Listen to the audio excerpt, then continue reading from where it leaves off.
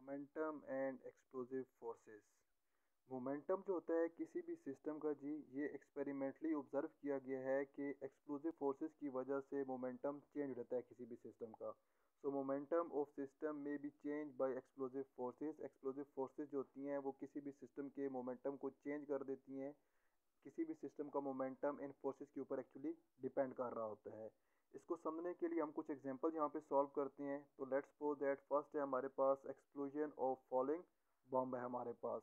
हम यहाँ पे कंसिडर करते हैं कि हमारे पास एक बम है जिसके साथ मैंने बिफोर कोलिजन लिख दिया है, लेकिन एक्चुअली ये हमारे पास बिफोर एक्सप्लोजन का वर्ड था।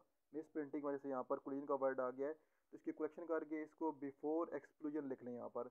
हम सपोज करते हैं कि हमारे पास एक बम है जी जिसका मैस कैपिटल एम के इक्वल है और अभी इसके अंदर कोई एक्सप्लोजन नहीं हो रही। हम क्या करते हैं कि हम इसके अंदर एक्सप्लोजन का फिनोमेना ऑब्जर्व करते हैं। अब जैसे एक्सप्लोजन होती जाएगी तो डेफिनेटली इस बम ने अपने अपने पार्ट्स के अंदर सेपरेट हो जाना होगा, अपने फ्रेगमेंट्स के अंदर कन्वर्ट हो जाएगा। अब यहाँ पर भी मिस प्रिंटिंग वजह से मैंने आफ्टर कोलिजन लिख दिया है, तो ये एक्चुअली आफ्टर एक्सप्लोजन वर्ड यहाँ पर आएगा। तो बिफोर एक्सप्लोजन देखा जाए तो उसका मैस कैपिटल एम था। जब एक्सप्लोजन का फिनोमेना हो जाएगा तो इस बम ने अपने पार्ट्स में सेपरेट हो जाना है, फ्रेगमेंट्स में सेपरेट हो जाना है। पहले इसका मैस कैपिटल एम था, अब इसका मैस एम वन एक फ्रेगमेंट का हो जाएगा और दूसरे फ्रेगमेंट का मैस एम टू हो जाएगा। दोनों डिफरेंट वेलोसिटी के साथ मूव करना शुरू कर देते हैं।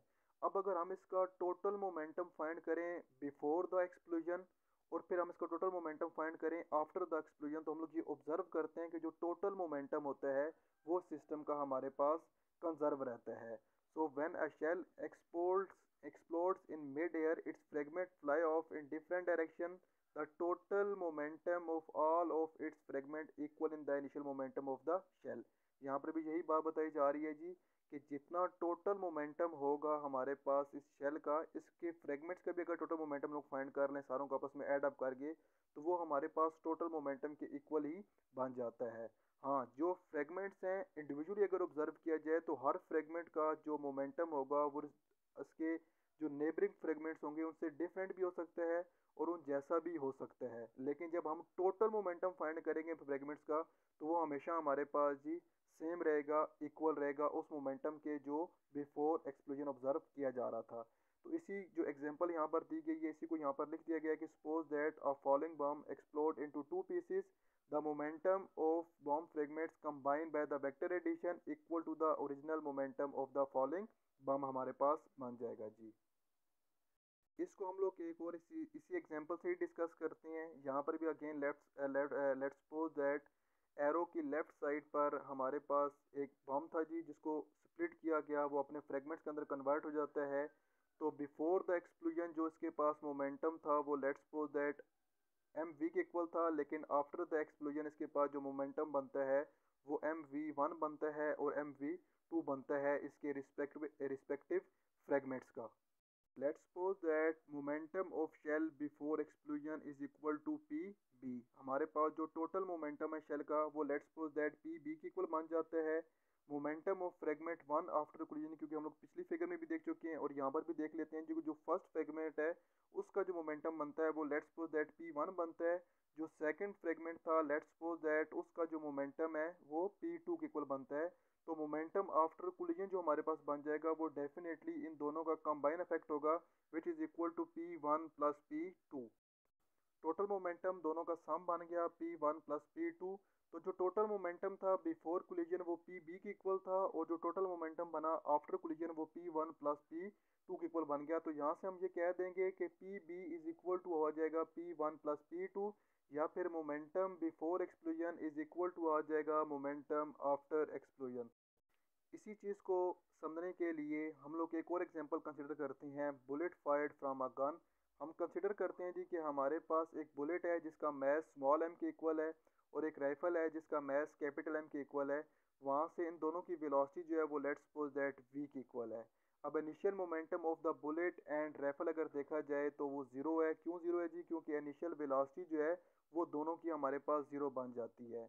So let's suppose that mass of bullet is small m and mass of rifle is capital M। Before firing अगर देखा जाए तो इनिशियल वेलोसिटी ऑफ बुलेट जो थी विच इज वी आई वो भी रेस्ट पे थी, इक्वल टू जीरो बन जाती है। और इनिशियल वेलोसिटी ऑफ राइफल जो है वो भी हमारे पास इक्वल टू जीरो ही बन जाती है। सो इनिशियल मोमेंटम जो होगा वो बुलेट का और राइफल का जो कि टोटल मोमेंटम को रिप्रेजेंट कर रहा होगा वो इक्वल टू जीरो बन जाएगा, because initial momentum of bullet is zero and initial momentum of rifle is also. अगर हम इसको आफ्टर फायरिंग ऑब्जर्व करें तो जो फाइनल मोमेंटम बनता है बुलेट का, फाइनल वेलोसिटी बनती है बुलेट की वो वी एफ थी which is equal to V बन जाती है। और लेट्स सपोज दैट जो फाइनल वेलोसिटी बनती है राइफल की वो let's suppose that V prime बन जाती है। तो यहाँ से हम इनका फाइनल मोमेंटम फाइंड कर सकते हैं आफ्टर फायरिंग। वो आ जाएगा final momentum of bullet plus final momentum of rifle which is equal to M V plus capital M into V prime हमारे पास बन जाएगा। From the principle of conservation of linear momentum, when the bullet is fired, the total momentum of the bullet and the rifle will remain zero. According to law of conservation of momentum, कि जितना momentum हमारे पास firing से पहले था उतना ही momentum हमारे पास firing के बाद भी होना चाहिए। तो टोटल मोमेंटम फायरिंग से पहले हमारे पास जीरो था, तो टोटल मोमेंटम आफ्टर फायरिंग भी हमारे पास जीरो होना चाहिए। So total initial momentum is equal to final momentum हमारे पास बन जाएगा। इनिशियल मोमेंटम अगर ऑब्जर्व किया जाए तो हमारे पास जीरो बन जाता है, और फाइनल मोमेंटम को अगर देखा जाए तो वो small M V plus capital M into V prime बन जाता है। यहाँ से अगर हम लोग मोमेंटम ऑफ गन को एक साइड पे कर लें और मोमेंटम ऑफ बुलेट को एक साइड पे कर लें तो हमारे पास capital M into V prime is equal to आ जाएगा माइनस एम इंटू वी के बन जाता है। तो हम यहाँ से कह सकते हैं कि momentum of rifle is equal होगा मोमेंटम ऑफ बुलेट के, लेकिन इन दोनों का मैग्नीट्यूड तो सेम है लेकिन इन दोनों की डायरेक्शन जो होगी वो ऑपोजिट होगी। अगर बुलेट आगे की तरफ मूव करेगी जिस मोमेंटम के साथ, सेम उसी मोमेंटम के साथ जो गन होगी जी वो बैकवर्ड डायरेक्शन में मूव कर रही होती है। क्यों? क्योंकि इन दोनों की जो वेलोसिटीज हैं जी वो आपस में ऑपोजिट होती हैं। इस फिगर में देखा जा सकता है कि जो बुलेट की वेलोसिटी है वो टूवर्ड राइट है और जो गन की वेलोसिटी है या राइफल की वेलोसिटी है वो टूवर्ड लेफ्ट है। दोनों वेलोसिटीज का जो डायरेक्शन है जी वो ऑपोजिट है। अब हम ये कहते हैं कि जितना मोमेंटम बुलेट का होगा जी उतना ही मोमेंटम गन का भी होगा। दोनों का मैग्नीट्यूड तो सेम होगा लेकिन दोनों की डायरेक्शन डिफरेंट होती है। अब जितनी बुलेट जिस स्पीड के साथ आगे मूव कर रही होती है उतनी ही स्पीड के साथ गन तो वापस नहीं आती। वजह ये होती है कि जो बुलेट है जी उसका मैस कम होता है तो इस वजह से उसकी वेलोसिटी ज़्यादा होती है। लेकिन अगर गन के केस में देखें या राइफल के केस में देखें तो उसका मैस काफ़ी ज़्यादा होता है। इस वजह से जो उसकी बैकवर्ड वेलोसिटी होती है वो काफ़ी कम होती है। अब मोमेंटम इन दोनों चीज़ों के ऊपर डिपेंड कर रहा होता है, मोमेंटम इन दोनों का सेम रहता है जी।